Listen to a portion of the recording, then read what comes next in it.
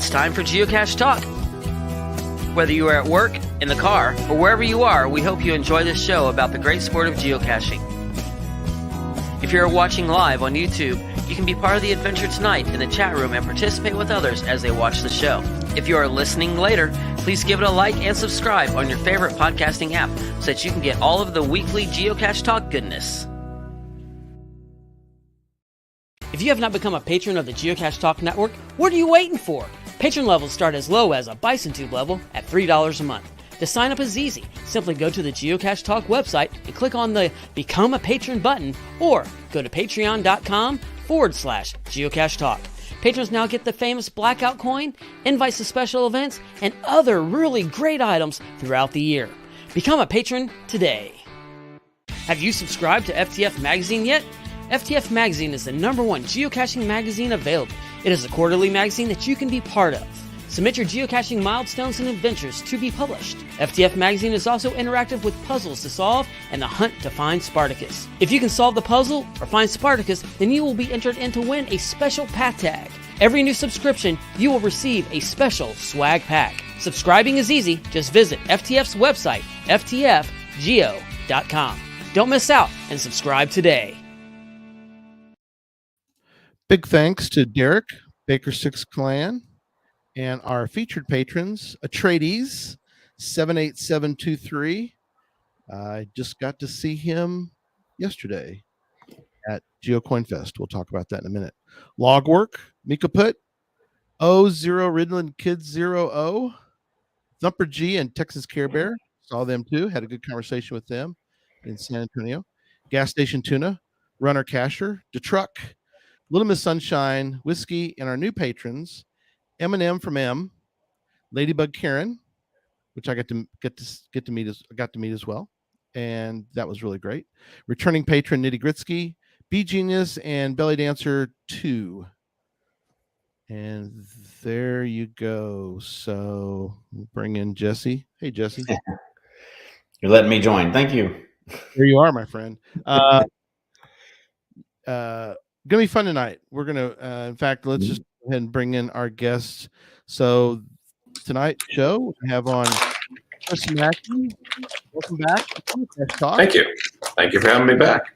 Absolutely. Anytime, my friend. This will be fun. I am producing and also co-hosting, so bear with me. Yeah.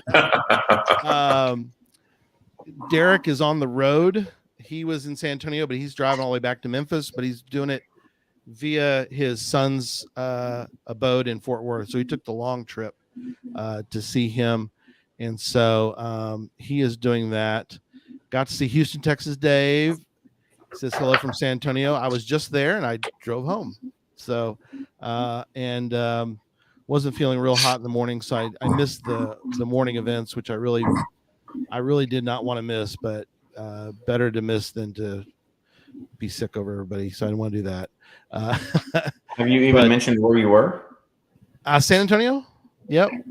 I mean, more specifically, maybe San Antonio, Texas. What could you possibly been down there for? Oh yeah, well, yeah, absolutely. It seems appropriate for the show tonight. I'm just saying. Yeah, I'm wearing the shirt right now for the Geocoin Fest 2022. Is that crazy enough? There you go. There seems to be a tie-in for the show tonight since we're talking about coins. So yeah, absolutely. Yeah, I guess I should have not assumed everybody knew that what we were doing. Not everybody could go. I didn't get to go. I know, it's a bummer. We were hangover. Yep. Thanks, Darwolf. Way to pull the curtain back there, buddy. No, we edit that out later. Nobody can hear it. Don't worry. It's not. We had a really good time, and so actually, yeah. Let's do some news, and then we'll talk about CoinFest, and then we gotta get into Geocoin talk tonight. That's very, very critical. We got a lot of cool things to talk about, and it's gonna be great. So let's start though. Let's do a little bit of news.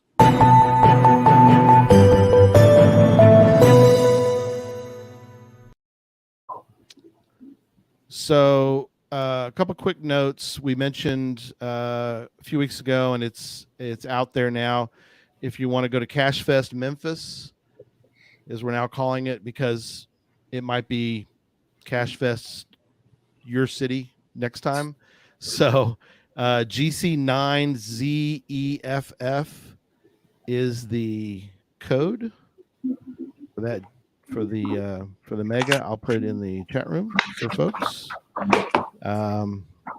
But we'll be gearing up for that here shortly. Now that CoinFest is over and part of our team is on the CoinFest team, we're going to have time to switch over to start talking about and working on Cache Fest.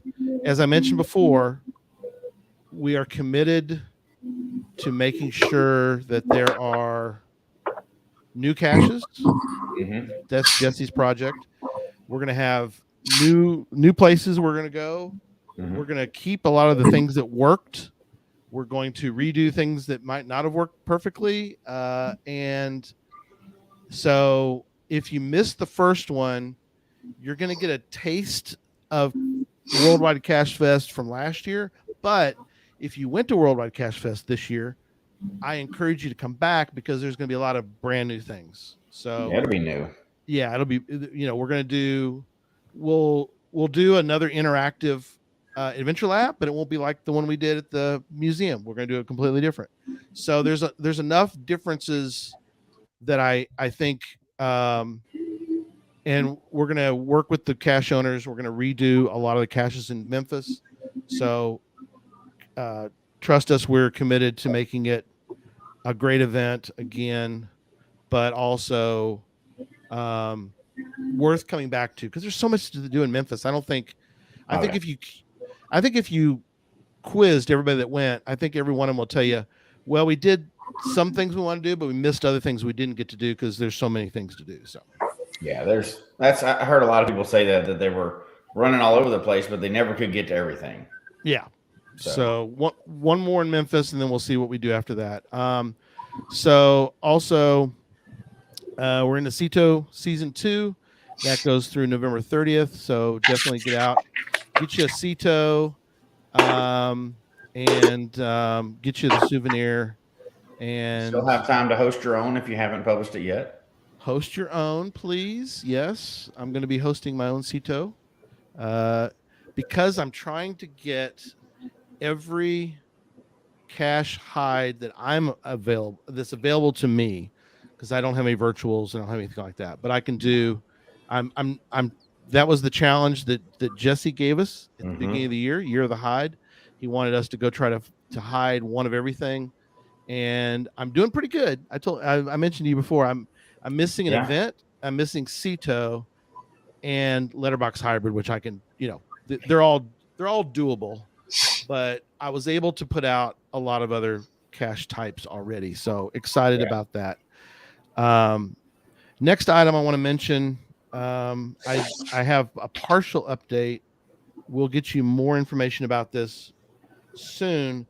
But for Podcast of Hope, which again, mark it on your calendars, December 3rd, which is a Saturday. We're not doing Sunday night. We switch it to Saturday night, which we should have done 6 years ago, but we didn't. We were trying to be consistent with the show, but it's Saturday, December 3rd. Mark your calendars. Join us 4 p.m. to midnight Central Daylight Time. Adjust 4 p.m. to your location in the world. Please join us for that, even if you're not in the United States. I know we talk about St. Jude, and we know St. Jude's in Memphis. But it's a fun night. If you can give, please give to help raise money for fighting childhood cancer and other diseases too. We don't really talk about, but St. Jude's doing a lot. They are really doing a tremendous work in many areas, but obviously childhood cancer is their biggest one. Yeah, and we play all year long. This is really everything we do all year long is playing. This is the most important thing we do all year. Yeah. This is where we actually get to give back to something that's totally not related to us. It's this is our good thing we get to do. So yep. And Bellamove, you asked a perfect question. Perfect timing. How did Geocoin sales go for Coins for Kids? It went really well. We sold a bunch, so I'm going to show you the coins. I do have the coins, and I'll talk more about how you can get a set yourself. But they are really cool. So we're talking about coins tonight. I think we show some more coins. There's Bob Billy's coin. So it's pretty good size too. I think that the pictures don't do it justice. If you have one of the pink Cadillacs, I mean it's look how big of the size. These are big coins. Pink Cadillac's huge. Yeah. So these are really big and they're really good. There's Hailmeisters and then See My Shells. Really cool. I like See My Shells little. Show the back of them too if you can. Yeah, the back is the Coins for Kids. Without the code. Lock the code because I haven't logged them yet. Don't steal it from me. Free spring time. There's the Coins for Kids. It's a great logo. I love their little, and of course the Coins for Kids tagline is "It just makes sense." I get it, just makes sense. But what's also cool about them is they got the. Did I get this right, Chris? This is called reading. I think it's called reading. They're reads. The edge tracking, or what do you mean? Yeah, the edge. I can't really show it very well. Yeah, the edge of it is like a quarter. Oh. Yeah, reading. I think that is. Yeah, I think it's reading. Yeah, like the ridges. Yeah, very cool. So they all have. I love that. to see it because so few people ever do that. Yeah, and it's such a base thing. It's so cool. It feels better in hand. It does. Mm-hmm. It's like you have a giant quarter, a silver dollar in your hand. But we sold a bunch. We still have a bunch. We are going to be putting. They're going to be $20 each, and 3 for $50. And the proceeds go to St. Jude. So we're going to provide the link on the Geocache Talk website. We'll get you more information when that's created. It hasn't been created yet, but it will be created. You can get your hands on these. And again, the proceeds are going to go to St. Jude. They're not going to go into our pocket. We're going to cover, we have to pay for the shipping, or I guess you're going to pay for shipping, whoever buys them. And then, the proceeds will be going to St. Jude. So that's exciting. And we were able to sell a bunch of sets of those this past weekend. So anyway, good stuff there. To give to St. Jude, but also get a little souvenir, some shiny in return. So it's never bad to get a little shiny. Absolutely. And they're fun. They're a nice, simple coin. And these are the things, Chris, we can talk about tonight, which is really for them, this is like their personal coin now. I mean, that's really, and they're very simple design, but yet a nice, cool, they're all. And it's a great way to do it too, because you're getting something that's personal, but you're also sharing some of the development and the cost of producing it. And you're doing something. The more people that are involved in any project, the more sort of attention it'll gather. And there are people who want series pieces or collection pieces. They're going to want all of them, and so it's great to be a part of that. Yep. And they absolutely so cool. Just for a purpose as well, which is another aspect. Yeah, absolutely. So, all right. Well, there's that. We're going to talk about several other aspects of coins, because we've fortunately been able to have Chris on a couple times. We had you on actually one time for CacheCon. Remember good old. Yeah, we did the CacheCon, and then we had you on for an actual show one time. So I've got some questions, but you've noticed some things as we've had some shows, and I think you've got some great things also that we're going to talk about tonight. So let's start with some of the items that you wanted to talk about. So I think Jesse, yours is the first one I think on the list, right? The purpose of the coin. You want to talk about that? Yeah, and kind of the lead into that is these coins tonight. We got to touch on it before, but we never really got to get deep into it because we were covering kind of high level last time. But I think one of the things that's really important, and Chris will have some good advice on this, obviously, is, we talked about it before. Why are you making this coin? Well, like these coins for kids, yes, it is their personal coin, but they made them for a reason, right? It's a fundraiser. Like you see, a lot of state groups will do coins each year, and that's how they fund the group to help other things happen. And there's a big difference if you're making like a fundraiser coin or a personal coin to hand out, or a goal. It's a goal or whatever. And we talked about like doing goals or whatever. But I think that's where you probably, besides your budget, that's where you should probably start, is really decide why you're doing it. And there's so many different functions of coins, or if the coin does something, like we'll make coins that you do something else with them later on. And I think that really, before you go anywhere further, you have to decide why you're making the coin and really dig into that first, and then see where you go from there. And there's so many purposes. I mean, I couldn't even, off the top of my head, we just named 4, but there's probably hundreds of purposes, right? That, the why you're making the coin, I think, is probably one of the most important aspects that sometimes people forget. They just want something cool and shiny, and they don't really think about what they're going to do with it. Right. Yeah, that's a lot of times when I'm approached by someone who's just building their coin for the first time, one of the first things they'll ask me is, they're like, well, I really want to do this coin, and I'm excited, but I don't really know what I want to do or how to go about it. And so my first question is almost like, well, why? What's the point of your coin? What's the purpose of your coin? Why do you want to make a coin? Is right. Coin community do you want to use it as gifts? Do you want to use it as a marker to leave in a cache? Right. And like, what are the most important things to you with a coin? Like when you see a coin that really speaks to you, and it's so wild because we all see different coins, and that we see something like, maybe nobody else likes it. You see that and you're like, oh, that's brilliant. I love it. That's the best thing I've seen in a long time. Right. And because that speaks to you, there's something about that connection between you and the coin. It's like you were talking about the reading on the edge, that feel when you're holding that coin in hand, it's an entirely different experience from when you just get to see it in a picture. Right. And it's one of those things that, sometimes we overlook, but there's a feel to the weight of the coin. If you make it from copper versus zinc versus brass, it weighs a little different amount. It feels different when you're holding it. The thickness is different, or the enamel coating, whether it's smooth or whether you feel the depth in it. All those things matter. And so when you're thinking about the purpose, that's one of the things I'm always going, like, where are you going with this? What do you want to do this? And you don't have to just paint yourself into a corner and say, I'm only doing one thing with it.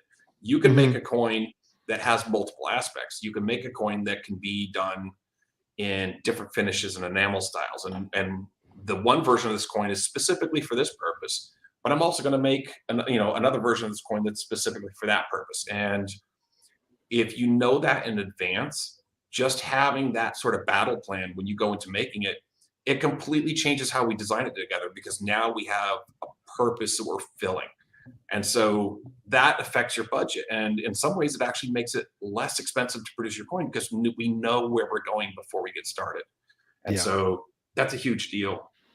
Quality versus categories quantity. Of coins. I'm sorry, go ahead, Chris. No, I would say the other thing is quality versus quantity. Do you want to make a ton of coins and get them out there? Or do you want to make a smaller number of coins, but have them be the absolutely like highest mark of artistry? Right. And I don't think that needs to be both. You can do one thing or the other. I'm specifically working on a design that I've been at it for about 15 years. I haven't quite figured out exactly what I want to do with it, but I do know that it's going to be near destroyed before it's released. And I want something that's weathered in a natural, random way. That's cool. I haven't figured out how to do it, but the latest test is going to involve chunks of granite and a cement mixer, because I want to see how it works.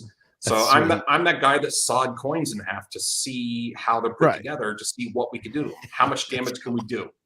Right. I'm sorry, Jesse, I interrupted you. What was your? That's awesome. No, you made me think of so I know years ago when I got into geocaching several years ago, but I saw a lot more people producing these. Now HQ produces some too, but like milestone type coins, like achievement type coins. I don't see as many of those anymore. I don't know if that's just I haven't run across them or whatever, but and like you said, that do a couple of things like obviously there's the ones that HQ puts out, like 1,000 finds or whatever. Right. But I've seen other people put out ones too that are like amazing adventures, like they've hiked Everest or whatever, and they're bragging about it's kind of a brag coin, but it's also like other people have done that too. Now that's kind of a crazy commemoration of some kind. Yeah, commemoration coin, or just like I like those. Yeah, I don't want to say bragging, but it's bragging, right? You did something absolutely cool and awesome, and you want to tell people about it, so maybe they go experience it too. Do you see people? Do people come to you to do many of those anymore, or is that kind of a trend that's kind of gone down some? Yes and no. There are still people that still do it. You don't see it as much because there aren't quite as many being made. But what I see happening more now is there are more personals being made, and we're hearing less about it, which I find fascinating. There are people saying, "Hey, I want to make a personal, but I've met so many people in this community, and I want it to be for a very specific purpose. I don't want to have to say no to people if they ask to make a trade or something." So, and it depends on, again, it falls in that purpose if it's just for one of those things. A perfect example is I made a coin years ago that was going to be specifically for people who's finished a series of caches. Right. The project ended early just because of we ran into problems with weather and animals and the multiple stages of the caches and stuff, and then it sort of changed my purpose. The idea that I had kind of changed. I'm like, all right, instead of just giving these out to people who can finish these caches, these coins are really about people who had above average the got skills coin. Right. And over the last 10 years or so, we've taken a couple coins a year, and we've sent them or gifted them to people that just have done something exceptional for the community. And they're not a trackable, so there's no sort of collectability based on tracking or anything. It was just a personal coin, and it was a way to say you've done something that was far and above the mark. You've changed something, or you've put out a huge amount of effort that was a selfless act that benefited the community, and you deserved a piece of recognition, even if it's just from us to you. You deserve that. And so for us, it was like, we don't just hand those out. You're not just leaving them in caches. That's something that has a very specific, purpose. And so that'll only go out a couple a year. So, in the last 10 years or so, there's probably 20 coins that have gone out. But it should mean that much more that you got one of those, maybe 100 coins that we made. And so. Yeah. Very cool. Yeah. So that is the hard thing, Joe. I'm glad you brought that up. But like I've been wanting to do mine for a long time. I have an idea for a coin, but I know so many people. I'd have to do a couple batches just to start. So I've met so many people, and I've got so many coins, and I want to hand them to so many people that I've met, and like most everybody I know is through geocaching, right? So but I can't print 500 to start and then hand them all out and be gone the first day. So you do have to decide exactly what you're going to do with it. And that's one of those things. I remember when I started out, when I made my first coin, they were gone quite quickly, and it was a kind of the height of the bubble of everybody wanted everybody's coin, and so it just disappeared quickly. And so I was very careful to sort of hoard a small number of them back, and that I've slowly dispersed over the years after. And so I kind of went backwards, where people were doing path tags initially, and they were like, those are the ones they would trade it with everyone. But if you did something exceptional, or it had some like a personal for personal coin, then that's where people would trade coins. I went the other way. I went the only way to get a path tag, of these particular path tags, was to meet me in person, and I'd hand it to you. But you had to meet me in person. So there would be people that would go out of their way to really make an effort to try to arrange a trade. I'll find a coin for you. I'll find this for you. I'm like, nope, it has to be in person. Yeah, but that's awesome. At the same time, because we had a preset purpose, the only way to get it was to fulfill that one element. Sometimes you would meet that person maybe 6 years later. They're like, I finally met you in person. I'm like, That's okay, because I held on to that one particular path tag for you because I knew eventually we'd meet. And so when you hand it over, that's what I think the greatest part of the coin community or tag community. I mean, it's all kind of one and the same, is you're on a different sort of level as far as the meaning behind these gifts. It's not something that's just fleeting. There's a reason we're going through this. You invest time and energy and thought. You make something that's really important to you, and then you're sharing a little piece of yourself with someone else. Yep. I think that's a super hard thing to measure.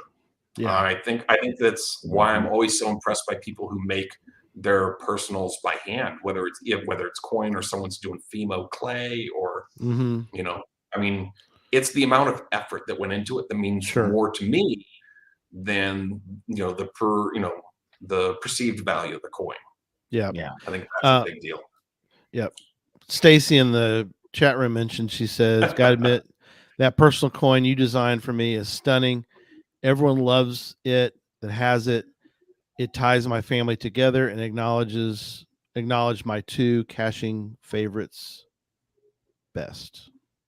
Yeah, that was a great project to work on. Stacy gave me sort of a priority list of these are the things that are important in my life. And I want to share these things that are important with me to other people that are important with me. So, and it was great. It was, we didn't have a super strong idea of what we wanted for both sides. She had a pretty clear idea of what she wanted for the front. And in the back, it was kind of like, how do we pull all these separate things together into one design? I said, well, that's my job. I'm gonna help you do that.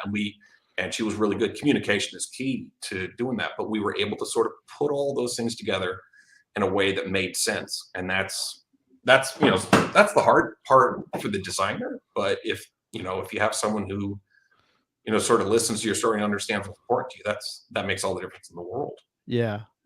Somebody mentioned here too, Chris, they said that they ran across two of your original coins, ran across them today. Well, you have one more than I do. That's crazy. Yeah, they're long gone now. And Chris, I found this page. I don't know how accurate this page is, but I think it's a German website. It's the Secret Society of Coin Addicts. Do you remember that? I do. I've seen it once in a while. I have to turn on my translator to read some. Yes, of it. But they have some fascinating stats on coins out there. They do. Well, there's some fascinating stats on you, my friend. You have gotten. There are you have done. I mean, you probably. I mean, do you know what your count is? Do you know how many coins you've designed?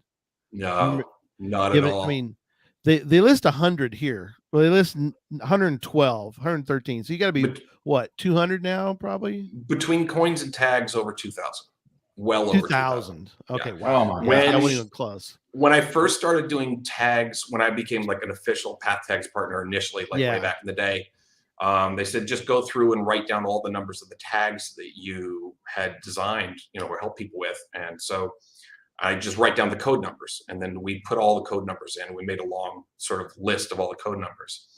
And they said, and then that way people could go and see your work. And so the first time we tried to put it in, it kicked it back, and it was like an invalid entry. And so we tried it again. It was an invalid entry. So I got a hold of the folks at PathTech, said, what am I doing wrong? They said, well, try it. And I put it in. They said, well, it's kicking back. They said, well, try it. Like, just do half of it and see if it posts. And it kicked back again, and we're like, they were trying to figure out, they're like, well, just do a small piece of it. So when we tried a small piece of it, and it went through.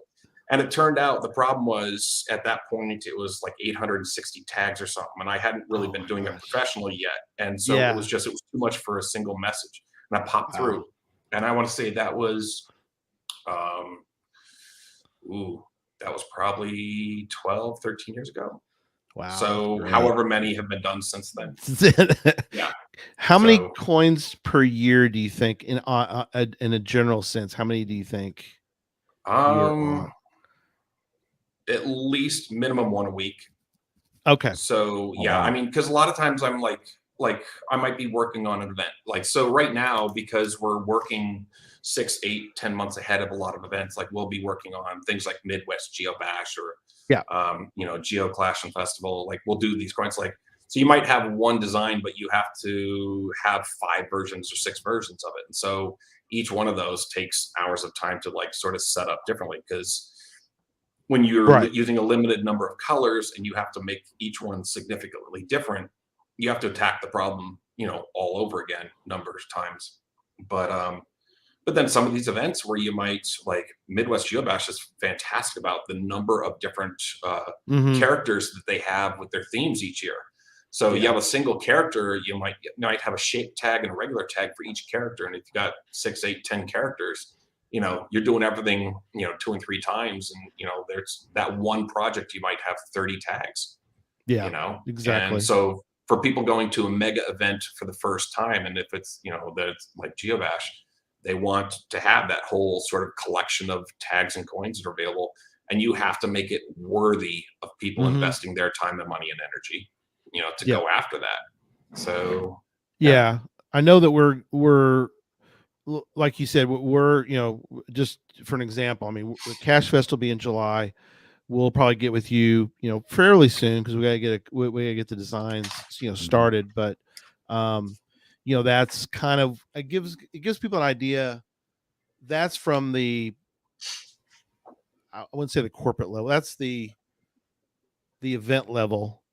For people that want to do a coin, you can work with them and you want them to contact you. Is it the Aura Design Group? They can reach out to me either. It's actually, I'm finding it all 3 ways now. Like people will reach out to me from Facebook because they've met me through caching or not. Right.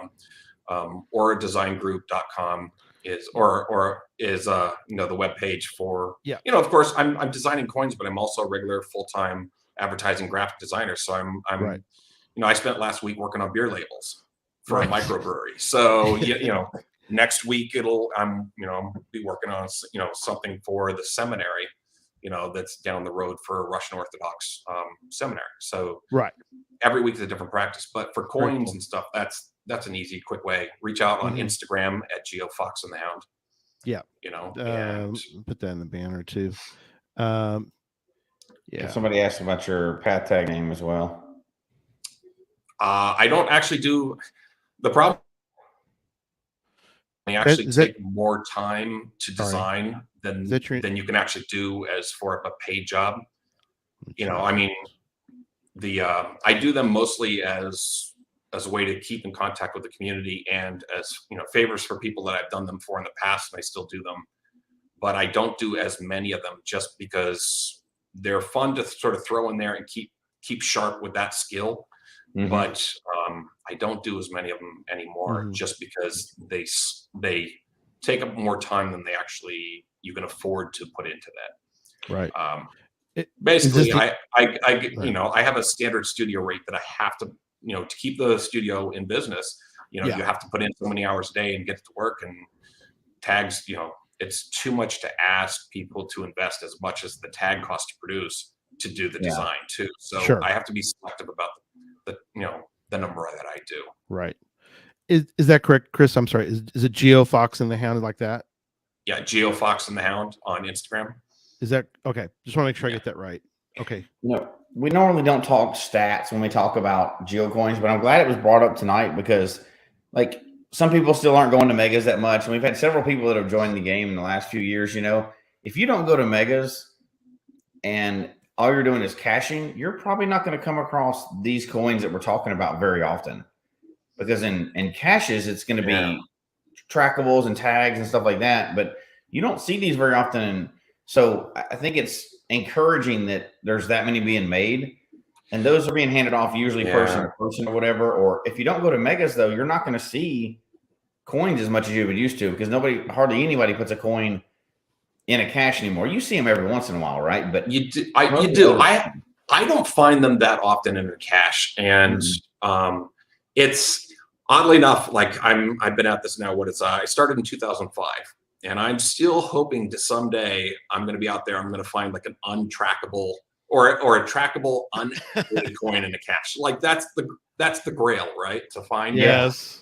And that's one of those things where sooner or later that's going to happen. and we have to have kind of those goals, like you hope for, but you never expect it. But at the same time, there are people that are out there just dropping these things, in caches every once in a while, and that's one of those things that I've been incredibly fortunate that I'm in a position where I get a number of coins.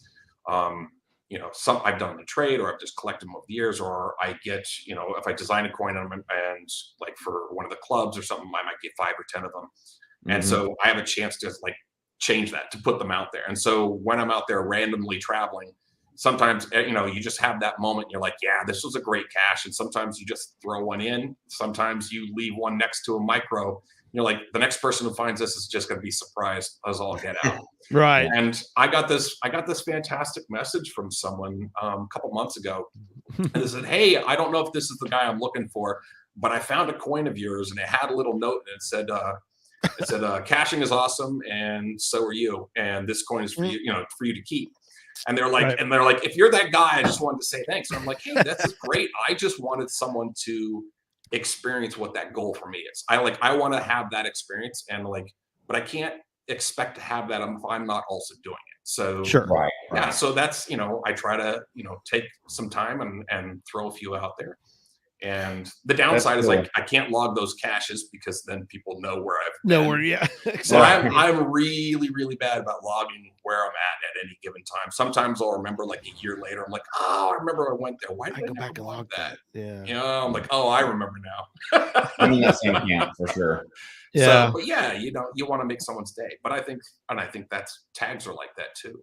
And I think I mentioned it before, the purpose of, sometimes it's just that bragging right thing, that I found this cache first, Right. And I still say, one of the greatest things that turned me on to personal signatures is we were on top of a mountain and found a cache in the middle of a snowstorm, and there was a little button that said, nanny, nanny, boo boo, I was here first. Yeah. And I'm this is the greatest thing. It's still in my little display case. I'm it's still the coolest thing. I love that. It's still a great story. Yeah. And I love, and I think that can be the purpose. That can be the purpose of your thing.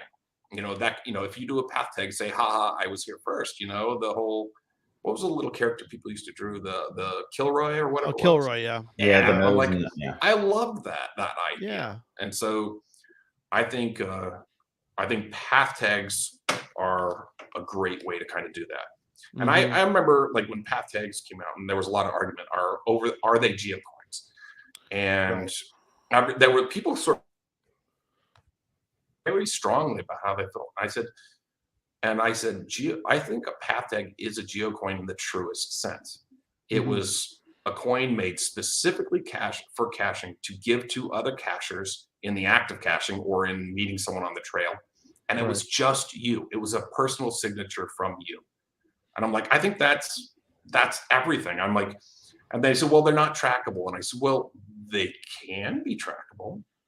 Yeah. And so then their question was how do they become trackable? And so we went through the effort of creating, what is now kind of commonly referred to as a Sherpa path tag, or a Sherpa coin, where you could put a tag into a coin. And then, someone said, well, I didn't like that particular style of design of that, that first one that came out, Right. And I said, well, if you haven't looked, there have been dozens and dozens that have come out since then. Right. And so if you're into, that's if you're really cool. into motorcycles and stuff, I've had people come back and say, hey, where can I get that? Because I'm making a new tag and I want to put it in there. Right. I'm make your motorcycle tag that's got a picture of your bike on it, super glue it in there, and now you've got a personal coin that is completely unique, that is on target. And there are dozens and dozens of these designs that hold tags really in cool. them. Find one that matches the style of what you want to do, and just start making that your hunt. Find those, hunt them down, make a few of your personal coins. Make that, if trackability is a thing that matters to you, but you want to keep it on a budget, make your path tag and put it in that trackable and make it happen. Yeah. Something that doesn't get talked about much, and I know it's in the notes. Actually, it's kind of the next item on the list. But years ago, when you purchased a coin, not all the time, but some coins, and this was this one was for a coin that I got when Susan and I did Geo tour, and it's a proxy. So I Right. want to show you the proxy that I got, and I want you to kind of tell people or talk to people right now. I give did that one. Did you do that one? Cool. Yeah, I designed that coin. That was great. That's a great. I love that. There's some great history on the building absolutely. that's on that coin. So this is my proxy. I never put it out, which I should have, because I can keep the coin, and I put out the proxy. Now, those are amazingly tough, by the way. Okay, they're hard to damage. We tried on purpose. Yeah, these things are solid, but they're hard to even scratch or damage. Like, yeah. What's the current story about proxies, and or as far as like, can you get proxies made? Because I know this came up in one of our talks with Semmel.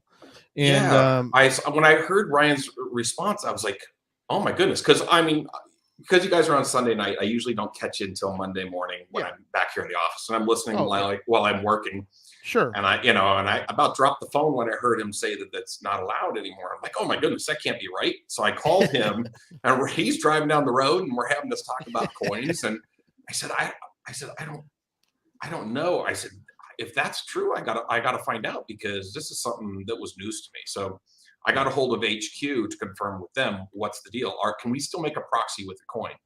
Yeah. And so I got the my GeoBash one. Yeah, that's another one I designed. That was ASP. Cool. The proxy's cool looking. Just the proxy alone. Yeah, it was fun. Is cool. But anyway, go ahead, keep going. Yeah. No, so I got a hold of HQ. I talked to Annie a little bit, and so kind of got the word on how that works. And I understood what Ryan was saying. So he was right in a sense, but in a single direction. We can have one trackable or one proxy per trackable and code. And the idea is, if you put a proxy out there and it's bouncing around, you don't want to have multiple proxies bouncing around, screwing up the tracking of mileage and sort of jumping all over the place. And then you have different people claiming to actually be holding it at the same time, and you're bogging down the HQ's system that tracks the mileage of all this stuff. Okay. And you ruin what is the essential point of tracking to begin with, because it's not working correctly. So if you have one trackable and a whole bunch of, or one trackable code and a whole bunch of items with the same code on it, you're bogging down that system, you're messing up the tracking, and you're devaluing the coins that are actually traveling and making that travel and recording correctly. Okay. And so that's what we don't want to do. And so it's one per one. So if you're going to hold that one in your collection, go ahead and send that proxy out. Right. If it gets lost and you replace it with another proxy, keep a close eye on it, because if that lost proxy suddenly reappears, you need to decide to either have someone mail that back to you or destroy it or whatever, but try to keep that one piece traveling that has that code. Geocoin or Geocache.com is providing us a service with that tracking. It's our responsibility to make sure that we're not messing it up, that we're using the way it's intended. And it's better for you. It's better for the people who are discovering it. It's just, better for the community. Stay on course, Yeah, absolutely. So that's fascinating. Yeah, I was, and it was kind of great, because then I got to talk to Ryan after that, and then we kind of worked it out. Okay, now we both kind of were like, we're all on track, and it's important that we all kind of understand why. It's not just an arbitrary decision by HQ. Right. So, yeah, that's part of it. Yeah. So, sorry, I a couple more questions. Do you have Jesse? Do you have something you wanted to follow up on that? We went totally off script, but I think that's what happens when we get to talking about coins. Absolutely. There's so much to talk about. It's hard, each one little aspect you can talk about forever. And, we started off talking about the function of it. We talked about maybe a quarter of that information, and we've gone sideways, but that's okay, right? There's no way to cover everything. No. Right. In one of these shows. I mean, that's why they have megas, for people just to sit around and talk about, like, Geocoin Fest. There's so many coins, they sit around and talk about them all the time, and they show each other's collection. And I wish there was a stat of like how many total different coins there are out there. Oh my goodness, I can't even imagine. I can't. I mean, imagine maybe this. HQ probably knows because each one of them has a description. That's But true. I think it would just I don't know how we track that down, but maybe that's something we can ask. Right. That'd be. I think it would be interesting because, again, like we talk about, unless you're in the right circumstances, you're not going to see these beautiful coins all the time. And if you go to an event, you'll probably see somebody's coins. But if you're just one of those, like many people are just solo cashers, and it's weird because they probably only heard about Geocoins. Right. They probably haven't seen that many, and maybe on HQ's website or some of these other websites or whatever. But it would be interesting to have that stat of just how many coins have been produced ever. That question, though, was a major sort of determining factor in some of the coins that I'm doing now. Is that we're trying to make coins that have some functions, so they're not just showing like it's laying in a box, but they're actually being used on a daily basis. And so the Geocoin Club started something quite a while back. We started doing every January, let's make a coin that has a function. And so we try to do something different each time. And one of my favorites was something that's so simple. It's a little. I got the code on the wrong side there. But the top actually has a small pull, like a little clip on. Oh yeah. Mm-hmm. So this is actually. Remember, I don't know, like for anybody who's ever been skiing, you snapped your ski pass on there, and then you left it on all year long because when it was cold out, it was easy to grab that pass and pull your zipper up and down on your coat to adjust. And when you're out there hiking in the snow and stuff, you're hot and then you're cold and you're hot and you're cold. So having this as a zipper pull that snaps on, and it's also trackable, it's a way to share your trackable with other people, but you're taking it with you on all the time. Another one was just to this side. there you go, the wrong arm, but to put one that you wear every single day and to remember. That's cool. It's just a daily reminder. Don't forget to take some time to go caching. Oh, nice. Having that constant reminder to go do that, I love that. And so this last one that we just did, I don't know if I have it here with me. The one, there's it's that sort of that bronze bite. It looks like the little biting skull. It's called the skull bit. And you hook it on your bag, and you can put your, a piece of paracord around and snag it back in. So now it's, cool. And it actually keeps your bag up off the ground. Right. And you can hang it on a tree or something, so it's not down getting ticks on it and water and mud and leaves and debris. Nice. And I'm like, because this is the kind of stuff that you could have with you all the time, and you meet other cachers. You share that discovery, and now you're building that digital logbook of all the cool people you met out on the trail. Actually caching, not just at events, but actually caching. And so I loved the idea of kind of like pulling those together. We're working on one right now for this coming January for the club. It's pretty cool. I just gave the okay on the blueprints that came back in this week, and we're pretty excited to see people using this. Sending in some pictures of it being used in the field. It's a one to use in the field and hopefully with other cachers. So yeah, it's exciting. Yeah, I mean, we did because everything cachers have is trackable, so you might as well have it functional, right? Right. And be noteworthy. Have a purpose, but that's also noteworthy. Because, like you said, everything that has a potential to be trackable. But why is this so cool that you decided you're going to take a moment and put that on your discovery? Right. Which is a good segue into Geocache Talk Network's coin, which Chris has the, and this is a good also segue into the things you need to do, because Chris will tell you the story of this is our second proof of it, and it was very smart of the team, Chris being on that part of the team, saying, no, we need a second version. We need a second proof of the coin because we're not happy with because you want to make sure and get it right, and it's worth spending a few bucks to make sure that you get it right. So now, do I have yours? You have the only. I have the only one. Oh, I didn't realize. So I thought I had a copy of yours. I didn't even realize. No. So you're okay with showing it? Yeah. Go ahead and show the coin. There's the coin. This that's is going the to be actual. Yeah. This is the proof from the mint. Yeah. It's I've got the original. It's really big. it's hard to describe because I've got the original here, but you're not going to be able to tell the difference between the two. I've got a picture of the two, but between me and Chris has got the much larger version of yours. It's much larger, but it was really So tell people a little bit about what this coin does function wise. So I've built a few functional coins before, and one of the first ones that I built that really kind of changed the way I thought about what a coin could do was for Moga. I want to say it was 2013 or 2014 when they did the Mission Impossible. Yes. The idea with the Mission Impossible coin was that Ethan Hunt always, every time he gets in a scenario where he has to overcome a task, it's either brains or brawn, like it's physical skill or mental skill. And we had people that were competing in Moga where you kind of had this, you had an idea of who showed up, how some of the placement was going to go, because you had people that were great athletes. You knew they were just going to place really high in whatever their category was.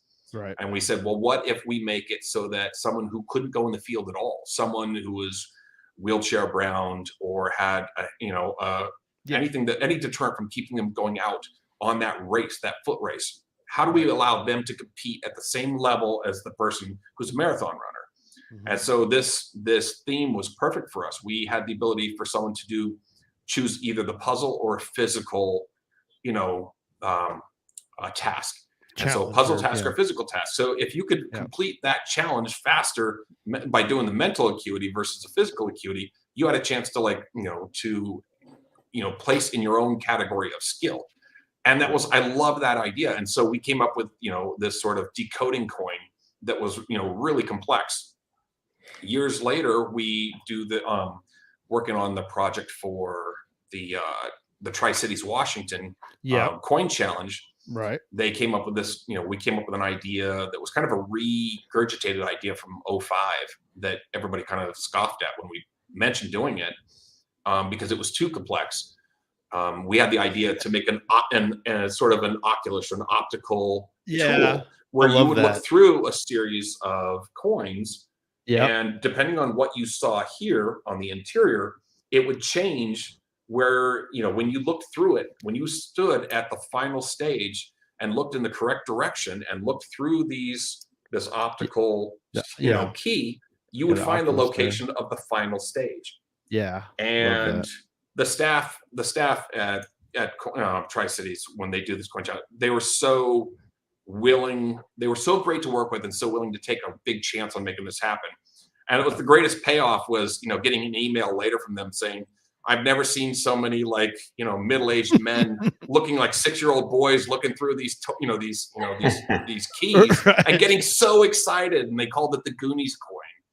Got nicknamed the Goonies Coin because of that, that's sort of the key that the kids holding up there in the movie. That's so cool. Yeah. Wonderful you can look sort of through parallel. If you get it lined up just right. Right. It's kind of like the Indiana fact that Jones. Every time you rotate it, the key changes. Yeah. So those optical placements change. So we have each one of these discs has 13 possible positions, and we have 4 of them. So you kind of have like 13 to the 4th power number of possible, solutions that could be had with this. Yeah.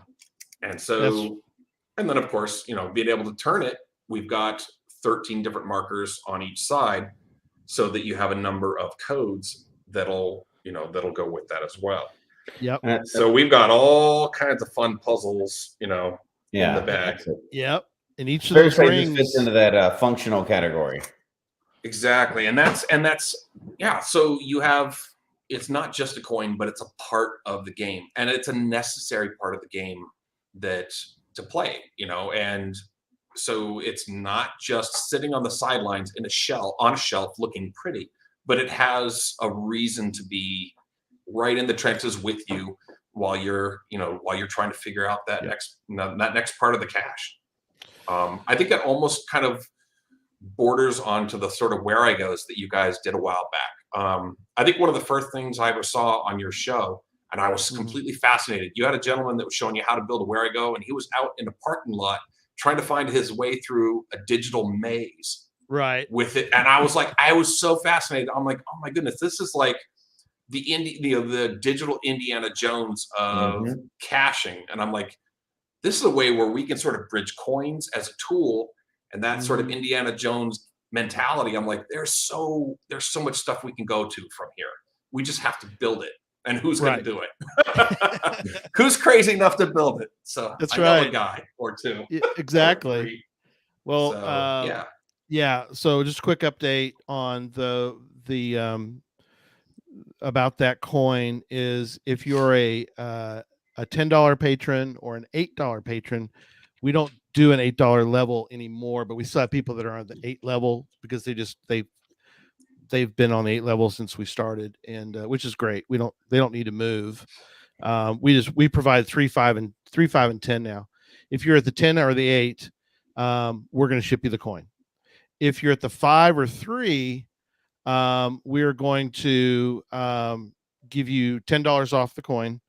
And so the coin will be $20 for those patrons. And then if there's any left, we're going to sell them for 30. Is that right? Did I get that right, Jesse? I think I did. Yeah, 30. Right, yeah.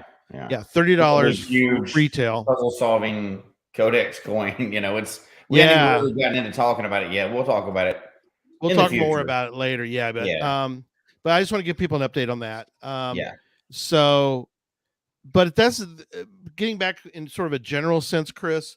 One of the things that we did with that coin, which you guys were tremendous, you and Chad and Derek and all the rest of them that worked on that coin, and that is, and something I kind of just directed as far as communicating to the right people about it, but kind of let people know about the fact that not to get discouraged if when they design a coin, it's not quite what they want it to be.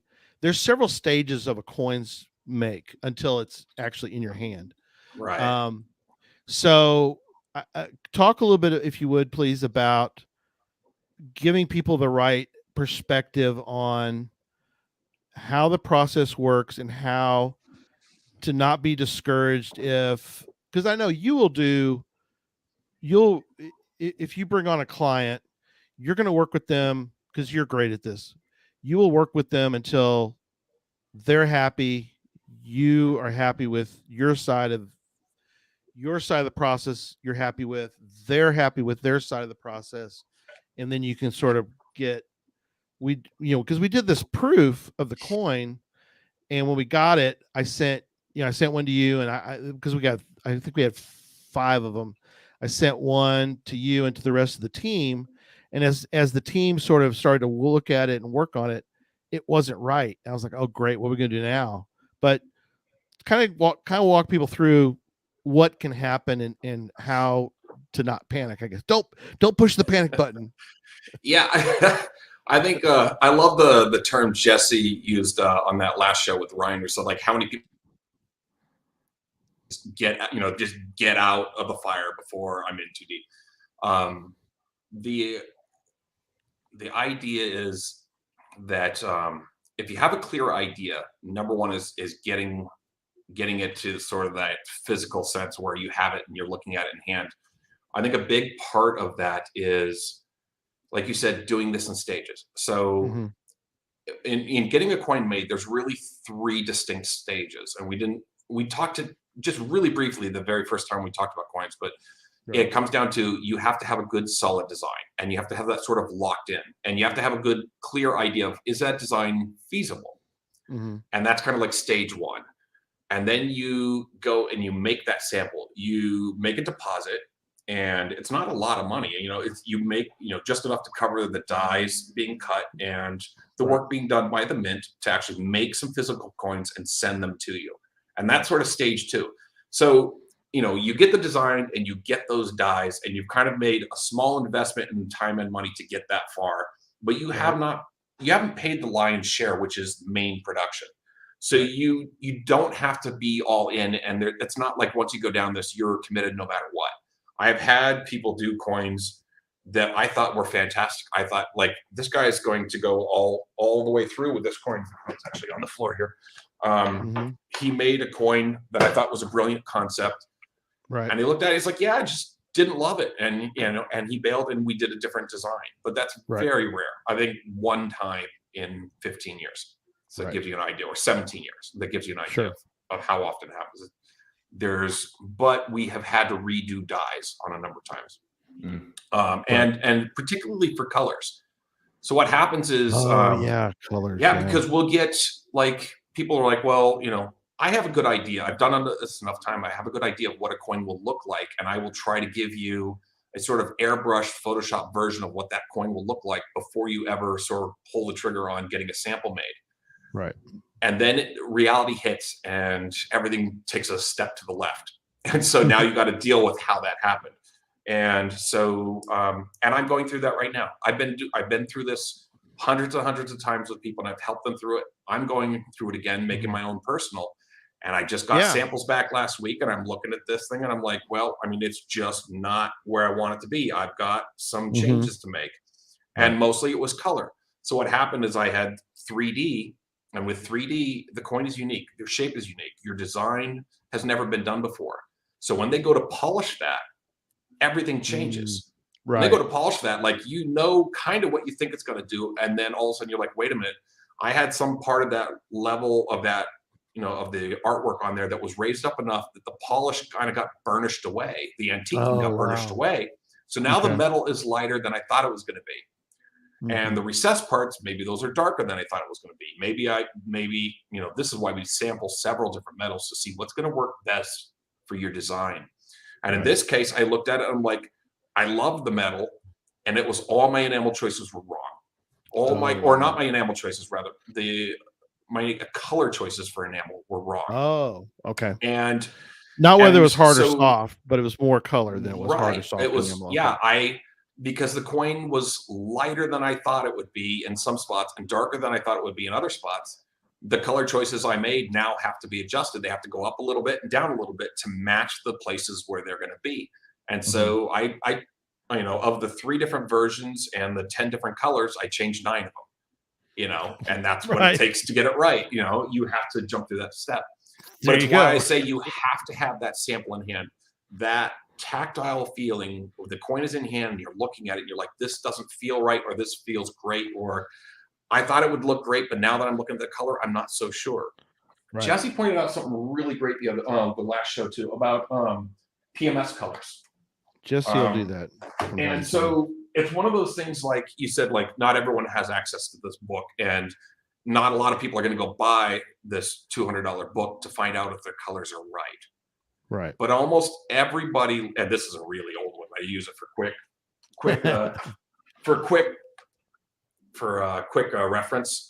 Yeah. Just because I've memorized most of these numbers or colors at this point, but that's pretty cool. It's like paint chips on the wall.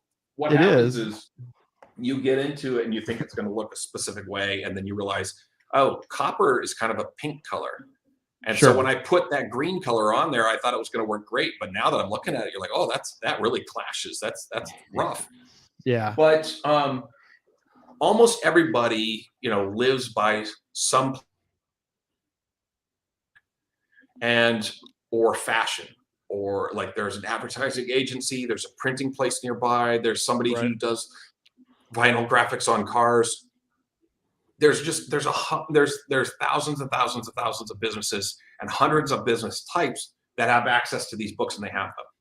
And most of those people are, they're nerdy artists like me, and they're excited to talk about colors. If you go by and say, hey, can I just take a quick look at your book? I want to see these colors. And you could actually, ask them, hey, can I just, and write down those numbers? Because what happens is, we're looking at a computer. Your monitor, if you ever notice, when you turn it off, it turns black. So you have black glass that's being projected, light is being projected on it from behind, like the old projector in a classroom. Right. And it's RGB. It's red, green, and blue that's being projected onto the glass that creates the image we see. Right. The color we see looks a very specific way, but only when it's on the monitor. And the second you try to print it on a piece of paper, you're like, wow, that didn't look like it looked like on my computer. Well, that's because Your printer isn't using the same technology. The printer is using what they call CMYK, with cyan, magenta, yellow, and black. Right. And it's adding color to like a white base. So it's going in completely opposite direction. A lot of times people get like, especially on path tags, people get a blueprint back. They're like, wow, it all looks like pastel. I'm really not happy with the way this looks.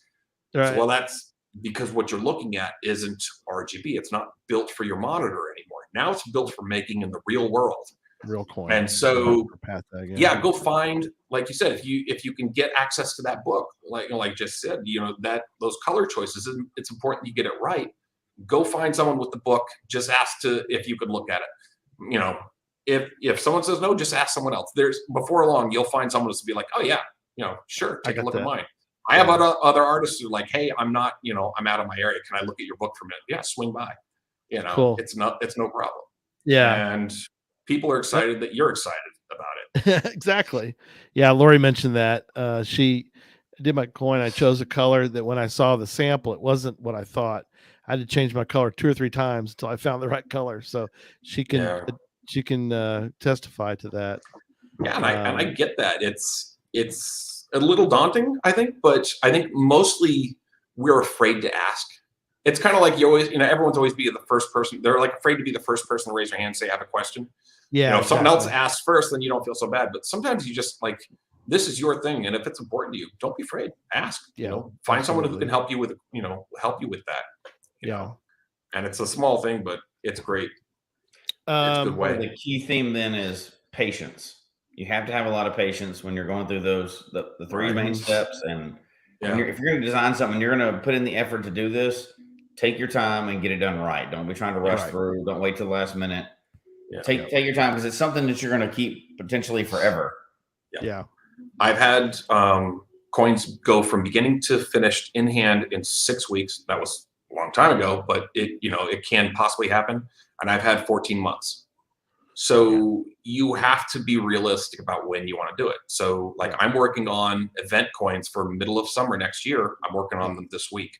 I just finished 2 new designs, on Wednesday and Friday. So this particular week, I'm working on 3 coins. One that's going to be in Helsinki, and 2 that are at Midwest Geobash. Midwest, yeah. And very cool. And a couple personals that are being worked on. So you got to have a little bit of patience. Also, remember that having that patience also helps your pocketbook, because when you're taking this in those 3 steps, you could just put a little bit into getting your design done and making sure it's perfect and being happy with that. And then when you're ready, you can go ahead and get a sample made. Once they make those samples and you've paid your die fee, and it could be anywhere from a couple $100 to $300 total. Yeah. But you get the die fee and you get those samples in hand, that kind of changes everything. But what's really important is those dies, once they're made, they're going to hang around for like 3 years. You've got plenty of time to figure out exactly what you want, how many you want to do it. You got time, and you haven't invested a huge amount of money to get that far. Right. So you've got time on your hands. So I've had people that, they came up, they wanted to design it 1 year, and the next year we're going to do dies. Okay, no problem. So I'll help you when you're ready. I'll help you go to that next stage. So I'm using my tax return, to do it. So this year I'm doing design. Next year I'm doing my dies. The next year after that, I'm going to take what's left. I'm going to produce some coins. That's great. Good for you. I mean, you're thinking it through. You're taking your time and you're doing it right. Yeah. So you don't have to jump all in. Yeah. I wanted to ask you real quick before we're getting kind of sort of the end of the show, but I was wondering from your, because you really get to see a lot of these, and the ones that you don't design, you still end up seeing a lot of them. Cause like I showed you the one from San Antonio, but you didn't design it, but we talked about it. So you could kind of, it's very heavy and weighing, but it's kind of a cool, this is the pink one, but there's some other ones that came out. But what are you seeing overall? I know it's kind of hard to generalize, but what are you seeing currently is the trend with Geocoins? Are we trying to do stuff like this, which isn't, it's a particular, it's not, It's, it was hot a couple of years ago. It's not as this. far as the ideas for sort of doing these like 3D sort of figurine pieces. Yeah. I've seen that has kind of like come off a little bit because, but what I've seen on the rise, which I really kind of love, is I'm seeing smart designs. Okay. So these are designs that like fit a function. And it doesn't have to be like, it doesn't have to be a game piece or decoder, but like pieces that are designed more cleverly. And so we're looking at here's the box of tools that we have. How do we do this and make it smarter? So like someone says, I want to make a coin that has glow on it. Okay, why? Oh, just because glow is cool. Okay, fine, but why? Like what's the point? Does the glow have a purpose? Does in your theme, in your coin, or are you just doing it because you want to see something glow in the dark? And so every once in a while you have that opportunity. So this is one I did a short time ago that was, it's if we can get it, it's the night caching coin. And the idea was, the idea was the glow on both the firefly and on the helmets and the little fireflies in the background, those all glow in the dark, so that it doesn't just glow, but it serves a purpose within the design. Right. One of my favorites is from 2017. I don't think I've met this person. Bike and Seek did a coin, and this is brilliant. He's a biking cacher, right? And he did the actual sprocket with the pedal that actually turns. Oh wow! Very and cool. It turns on. So his his name is that main piece. So you've got the sprocket that turns, but also this piece actually will pedal around. Oh, nice. Try to do this backwards in front of a camera, but it's okay. The idea is that it will turn and the pedal turns with it. And I saw this and I'm like, this is not a super big coin. It's not super complicated, but the idea is brilliant for what he's doing. And it had a very specific purpose. And I'm like, that's the kind of stuff I see that. And I'm like, all right, that kind of stuff inspires me. I see people doing something where it's really clever. So, and I think clever is underrated. The longer you think about a project, the more people you work with. My wife, I have a conversation with her last week, and she's like, "How do you come up with all these ideas?" I said, "Mostly I don't. Mostly it's me and somebody else kicking around ideas, and they're thinking about one thing, and I'm thinking about another thing, and you kind of meet in the middle, and you're like, oh, well, what if I take, what if I take your peanut butter and I stick my chocolate in? Oh, wait a minute. Now we've got Reese's peanut butter cups, I mean, that really is how it works. You're sharing ideas. Absolutely.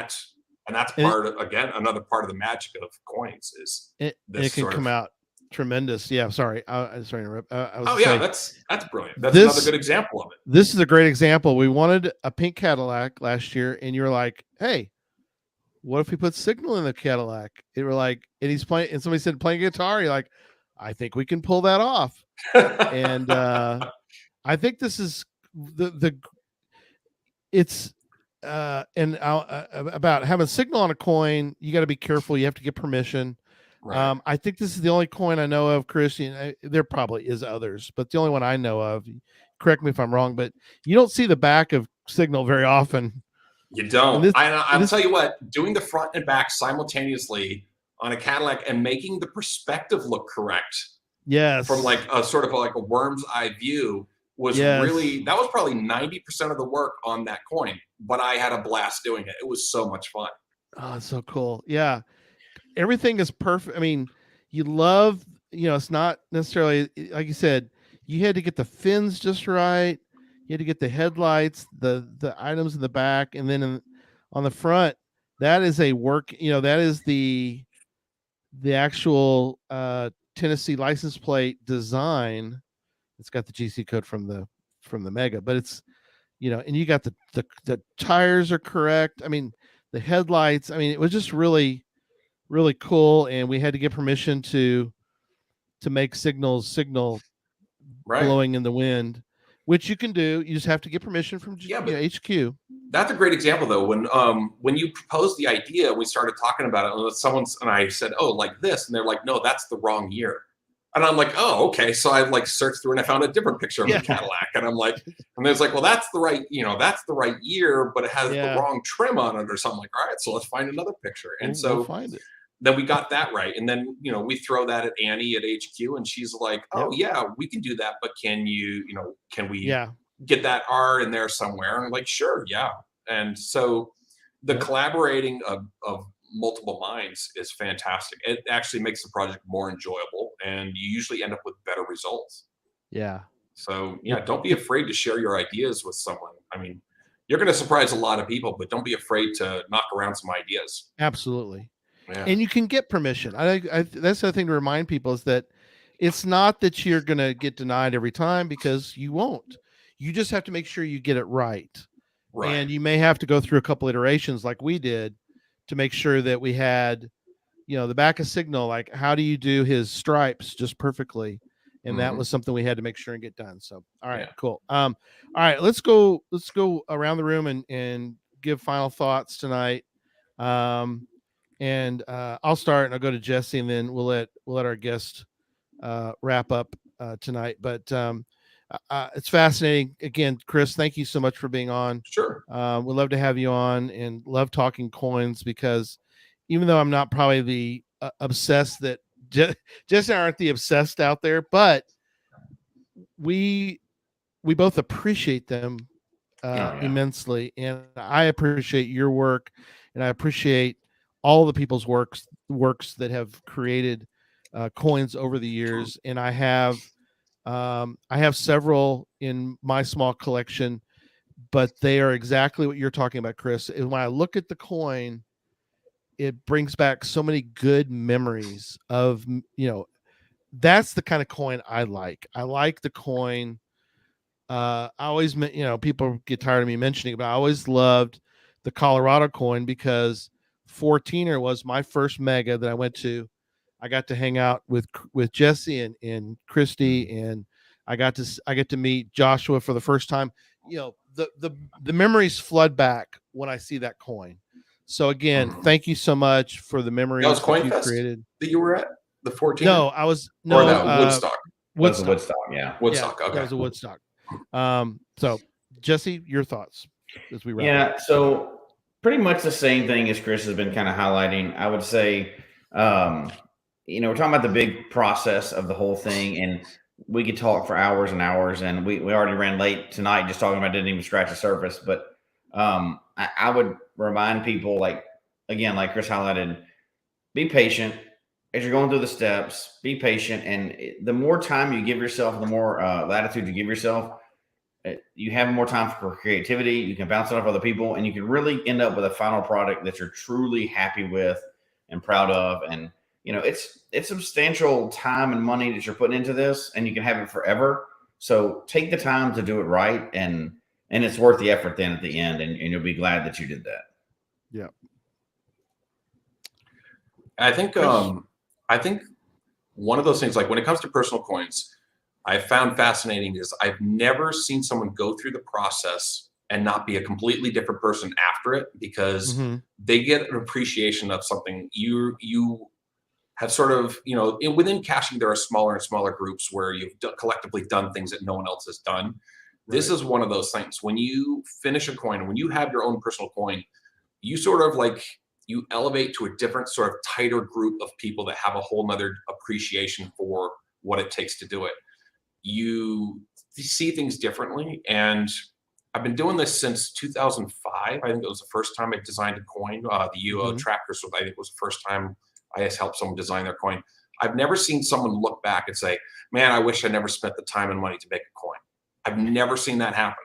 Most times I see people have barely gotten their first coin in hand, and they started trading and making those new connections within the community, and they're already thinking about the next coin. Oh, wow. And there are so many advantages, and we could spend an entire show just talking about the advantages of having a coin.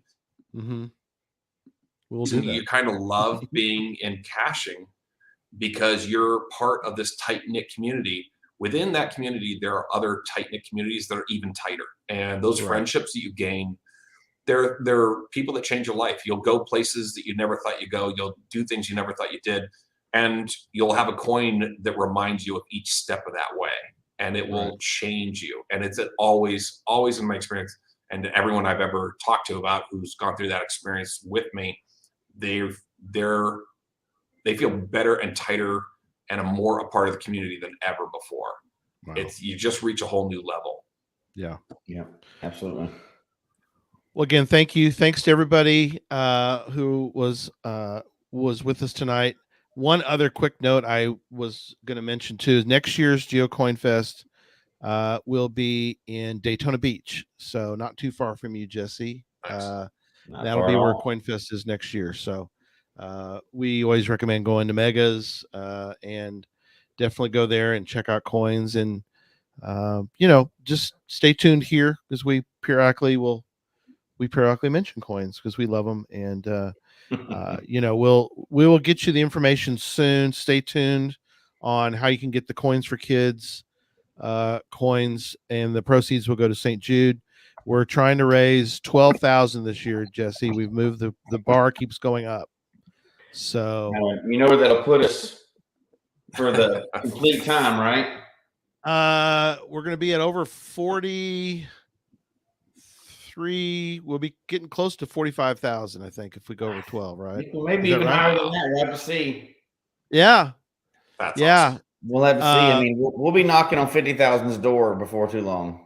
We will be. And already got a incredible lineup. We're going to share that one evening. We'll do like we did last year. We'll probably have Joshua on, and we'll sort of give the lineup. Joshua he got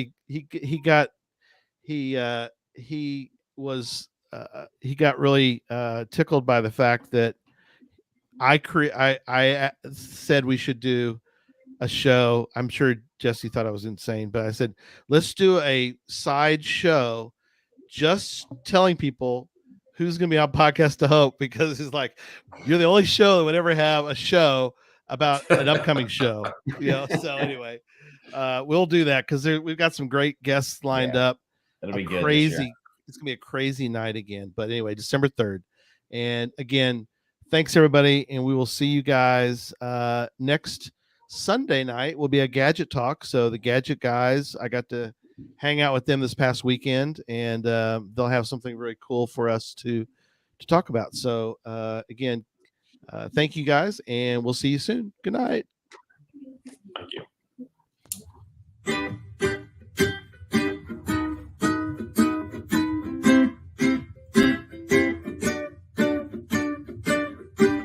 May your finds be many, and your DNFs be few.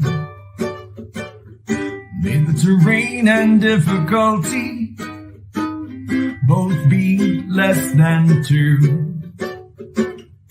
And whatever it is you're looking for, may it find its way to you. And may we all meet again. Folks, we hope you've enjoyed the show tonight. Please email us your comment at geocachetalk@gmail.com. Don't forget to follow us on Twitter, Instagram, and Facebook. The show can be found on Apple Podcasts, Stitcher, Radio Public, or Spotify, as well as at the Geocache Talk website. Don't forget to click that subscribe button below and ring that bell notification so that you can see and hear the show on a weekly basis. And tell your friends about the show. Get them involved with us in the chat room. And until next week, don't just talk about geocaching, go geocaching.